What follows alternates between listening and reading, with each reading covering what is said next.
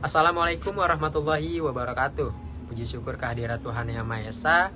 Atas rahmat dan hidayahnya, alhamdulillah kami telah menyelesaikan tugas yang diberikan oleh dosen kami, yaitu Bapak Itsar Bolorangka, MPD Konseling. Dan tidak lupa juga kami ingin berterima kasih kepada Bapak Itsar Bolorangka selaku dosen mata kuliah metode penelitian kuantitatif. Baik, sebelum saya mulai pembahasan selanjutnya, izinkan saya untuk memperkenalkan anggota dari kelompok kami terlebih dahulu. Yang pertama ada saya, Alfianis Derajat, sebagai ketua kelompok. Selanjutnya ada Siti Nuraisa, Tiana Evi Pratiwi, Nisvia Laila Istawa, Salsabila Putri Arini. Baik, untuk teman-teman semua, selamat menyaksikan review hasil dari kelompok kami. Halo teman-teman semua, untuk video yang pertama ini kami akan mereview sebuah jurnal menggunakan metode penelitian komparatif dengan judul penelitian sikap toleransi siswa ditinjau dari jenis kelamin serta implikasinya dalam bimbingan dan konseling. Nah, untuk artikel ini diterbitkan di Jurnal Ilmiah Mahasiswa Bimbingan dan Konseling volume 6 nomor 1 tahun 2021.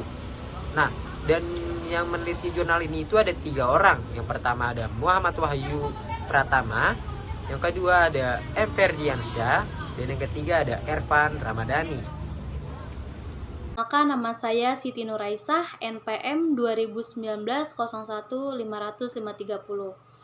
Baik, saya di sini akan melanjutkan poin D, yaitu jelaskan apa latar belakang utama riset di artikel itu.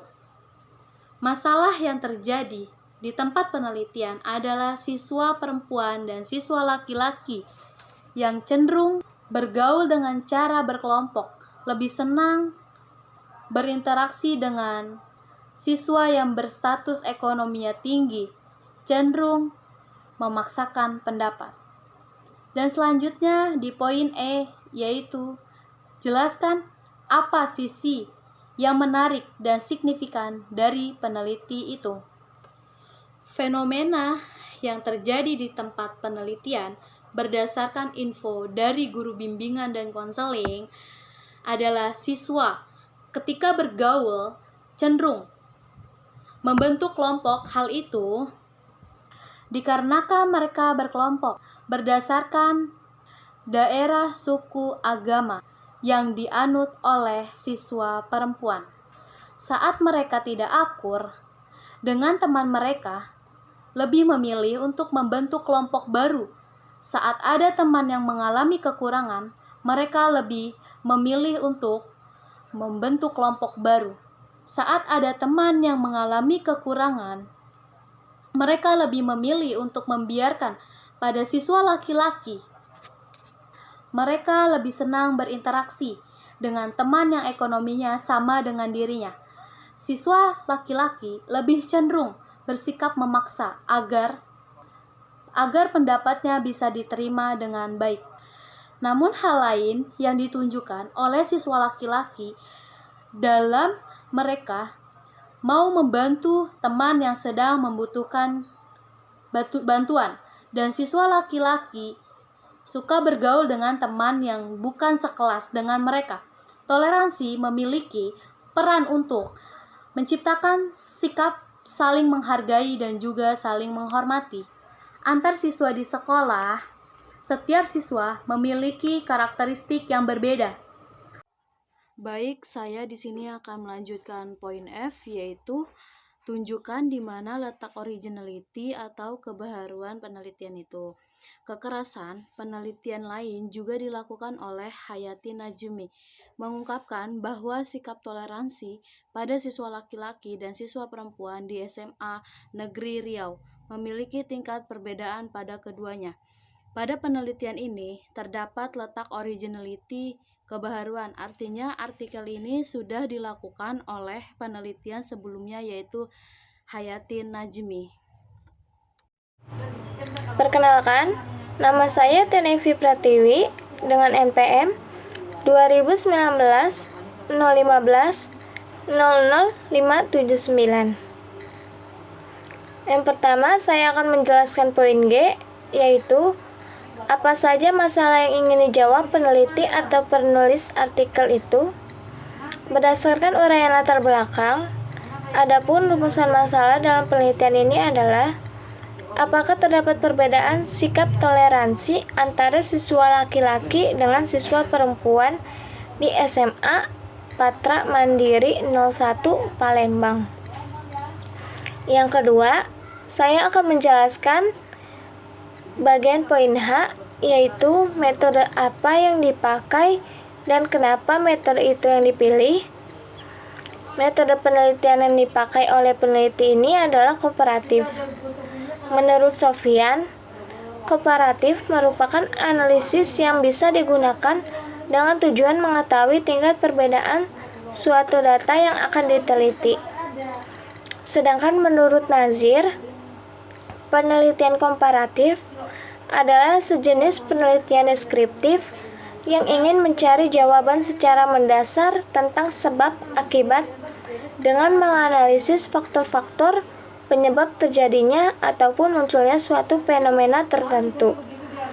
Penelitian ini dilakukan untuk membandingkan persamaan dan perbedaan dua atau lebih fakta-fakta dan sifat-sifat objek yang diteliti berdasarkan kerangka berpikir tertentu. Baik teman-teman, perkenalkan saya Nisvia Lela Istawa, NPM 20190115000587. Di sini saya akan menjelaskan bagian desain penelitian yang digunakan dalam penelitian ini. Penelitian yang kami review adalah penelitian pendekatan kuantitatif yang menggunakan metode komparatif untuk menganalisis data antara laki-laki dan perempuan. Jenis penelitian komparatif menggunakan uji Z yang mana menggunakan sampel besar lebih dari 20 sampel dengan teknik pengambilan sampel accidental sampling. Adapun responden pada penelitian ini adalah siswa kelas 11 SMA Patra Mandiri 01 Palembang yang berjumlah 40 responden.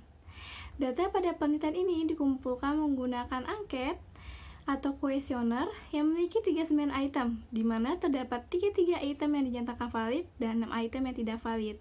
Pernyataan-pernyataan tersebut disebut peneliti menggunakan Google Form dengan total 33 item pernyataan. Lalu, apakah kesimpulan dalam penelitian ini? Apakah menjawab semua pertanyaan penelitian di dalam artikel tersebut? Jawabannya adalah iya. Kesimpulan menjawab pertanyaan peneliti, di mana dari hasil penelitian diperoleh bahwa sikap toleransi siswa perempuan kelas 11 SMA Patra Mandiri 01 Palembang lebih tinggi daripada siswa laki-lakinya. Maka, implikasi yang dapat diambil dari kesimpulan di atas yaitu 1. Perlu dilakukan penanganan khusus bagi siswa laki-laki, seperti layanan informasi yang selanjutnya digunakan oleh peserta didik untuk keperluan hidup sehari-hari, dan memperbaiki diri dengan berbagai seluk-beluk pengembangan diri dan pemahaman terhadap lingkungan sekitar. Yang kedua, disarankan bagi guru bimbingan dan konseling bisa membuat RPL untuk memberikan edukasi tentang sikap toleransi kepada siswa dalam proses layanan bimbingan dan konseling, sehingga siswa mendapatkan pendidikan karakter dalam menghargai keyakinan yang ada di lingkungan sekitar. Dan yang ketiga, untuk sekolah bisa memfasilitasi dan mendukung kegiatan layanan bimbingan dan konseling terhadap siswa agar sikap toleransi semakin meningkat pada siswa. Saya, Salsabila Putri Arini dengan NPM 201901500609 akan melanjutkan poin K dan L. Untuk poin K, sebutkan masalah apa saja yang masih atau belum diselesaikan dari penelitian artikel itu. Menurut kelompok kami, permasalahan yang diteliti sudah terjawab semua, di mana penelitian ini sendiri adalah untuk mengetahui sikap toleransi siswa ditinjau dari jenis kelamin serta implikasi dalam bimbingan konseling. Dengan hasil data siswa, laki-laki memiliki persentase interval yang tertinggi sebesar 50% dengan jumlah responden sebanyak 10 orang. Sedangkan untuk kelompok data siswa perempuan memiliki persentase interval yang tertinggi sebesar 27,6% sebanyak 8 orang. Kemudian, kedua nilai data kelompok dianalisis menggunakan uji Z sampel besar, yang mana data berupa sampel acak hasil pengamatan dan juga data yang ada pada sampel A tidak memiliki keterkaitan dengan data yang dimiliki oleh sampel B. Selanjutnya, untuk poin L, apa tawaran kalian untuk judul-judul penelitian baru yang ada kaitannya dengan variabel di artikel itu? Yang pertama, Ada sikap toleransi menghargai perbedaan agama dalam layanan bimbingan karir. Yang kedua, pengaruh layanan bimbingan kelompok terhadap peningkatan toleransi antar teman sebaya. Yang ketiga, hubungan guru bimbingan dan konseling dalam menumbuhkan sikap toleransi peserta didik. Yang keempat, upaya meningkatkan sikap toleransi dan hasil belajar siswa melalui metode latihan keterampilan yaitu drill methods.